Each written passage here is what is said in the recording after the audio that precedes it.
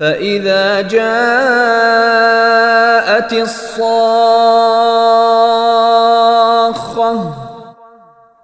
آخر جب وہ کان پھاڑنے والی آواز آ ہی جائے گی، اس وقت اس ناشکری کی حقیقت پتہ چل جائے گی۔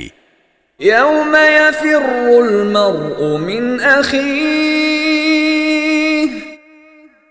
یہ اس دن ہوگا جب انسان اپنے بھائی سے بھی بھاگے گا، وَأُمِّهِ وَأَبِيهِ، اور اپنے ماں باپ سے بھی، وَصَاحِبَتِهِ وَبَنِيهِ، اور اپنے بیوی بچوں سے بھی۔ لِكُلِّ امْرِئٍ مِّنْهُمْ يَوْمَئِذٍ شَأْنٌ يُغْنِيهِ، کیونکہ ان میں سے ہر ایک کو اس دن اپنی ایسی فکر پڑی ہوگی کہ اسے دوسروں کا ہوش نہیں ہوگا۔